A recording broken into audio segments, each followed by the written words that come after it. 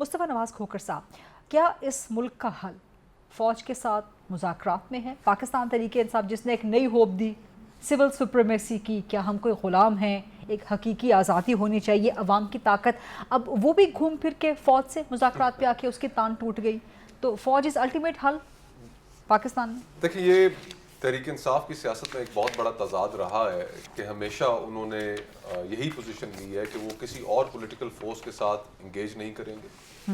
کسی بھی اور پولیٹیکل فورس کو وہ سیاسی جماعت کو اس ملک کے افیئرز میں لیجٹیمیٹ سٹیک ہولڈر نہیں سمجھتے۔ جب حکومت میں تھے تو اس وقت بھی ان کا رویہ یہی تھا، پاک بھارت جنگ ہونے کے قریب آ گئی لیکن انہوں نے اپوزیشن کے ساتھ بیٹھنے کو گوارا نہیں کیا، اور یہ ایک تسلسل ہے ان کی پوزیشن کا، ایک سیاست کا، جو اتنا بڑا تضاد ہے کہ ایک طرف وہ کہتے ہیں کہ 2024 کے جو الیکشنز ہوئے، ان الیکشنز میں ہمارے مینڈیٹ پہ ڈاکہ ڈالا گیا، ہم سے ہمارا مینڈیٹ چھین لیا گیا،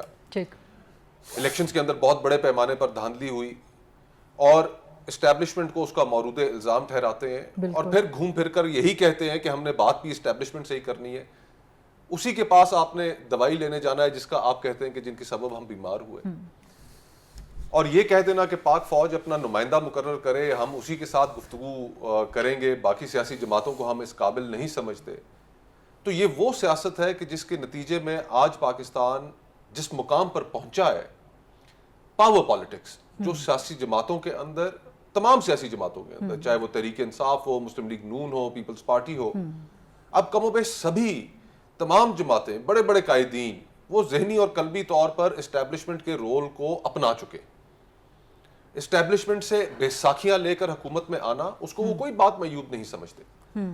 اور پاور پالیٹکس اس حد تک آگے چلی گئی ہے کہ اب لوگوں کے جو ایشوز ہیں جن سے آپ نے اس پروگرام کا ابتدائیہ دیا، جس میں آپ نے ذکر کیا، وہ کہیں پسے پش چلے گئے، ان کی طرف کسی کی نظر ہی نہیں۔ آج اس ملک میں لوگ اپنے گھر کا کچن نہیں چلا پا رہے، بچوں کی اسکول کی فیسیں نہیں دے پا رہے، اپنے بجلی اور گیس کے بل نہیں دے پا رہے، لوگ سخت مشکل کا شکار ہیں،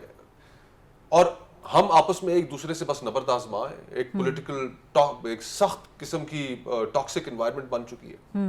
جس کے اندر ایک دوسرے کو گالی دینا، ایک دوسرے کو برداشت نہ کرنا، یہ ایک ہم جو سیاستدان ہیں ان میں ایک رواج بن چکا ہے۔ پھر دوسری طرف جو ملک کے اتنے بڑے بڑے ایشوز ہیں کہ دیکھیے، میں پرسوں 3-4 دن پہلے ایک رپورٹ دیکھ رہا تھا جو پاپولیشن سینسس سامنے آیا، 2047 میں ہم تقریباً 50 کروڑ کا ملک ہو جائیں گے۔ آج ہمارا انفراسٹرکچر، چاہے وہ صحت کا نظام ہو، تعلیم کا نظام ہو، انصاف کا نظام ہو، وہ آلریڈی کلیپس کر چکا ہے۔ اس کو ریفارم کرنا، لوگوں کی زندگی میں بہتری لے کر آنا، یہ اب ہماری ترجیحات ہی نہیں رہی۔ تو جب ہم اس مقام پر پہنچیں گے تو ہم، یہ تو ایک ہجوم لوگوں کے قابو سے، ریاست کے قابو سے باہر ہو چکا ہوگا، توجہ ہی نہیں ہے کسی کی۔ آج 70% پاکستان کی آبادی نوجوانوں پر مشتمل ہے، آج 25 لاکھ نوجوان ہر سال جاب مارکیٹ میں ایڈ ہو رہا ہے، آگے روزگار موجود نہیں ہے، اور پھر اس کو جس کوالٹی کی ایجوکیشن دی جا رہی ہے، وہ ورتھ لیس ایجوکیشن اس کو دے، وہ کنٹریبیوٹ نہیں کر رہا سسٹم کے اندر، اس کے پاس کوئی سکلز نہیں ہے۔ کل کی خبر کہ جو یو اے ای، متحدہ عرب امارات سے جو ایک چیز سامنے آئی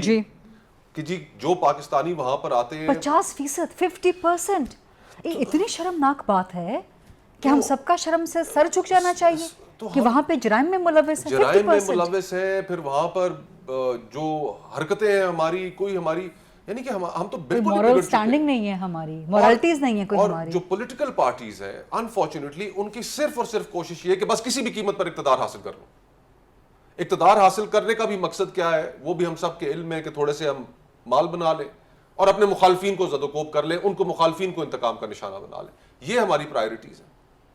عمران خان صاحب کا اقتدار تھا، آج مجھے آپ بتائیے کہ کیا اس ملک کے اندر کوئی سوال کر رہا ہے کہ 1 کروڑ نوکری، 50 لاکھ گھر، اس کا آپ نے وعدہ کیا تھا، وہ کہاں ہے؟ اس کے اوپر کوئی گفتگو ہے؟ تو ہمیں یہ جو اس ملک میں ہر سیاستدان کے ہاتھ میں جو وکٹم کارڈ پکڑا دیا جاتا ہے نا، ہمیں اس کو ختم کرنے کی، اس روش کو ختم کرنے کی ضرورت ہے۔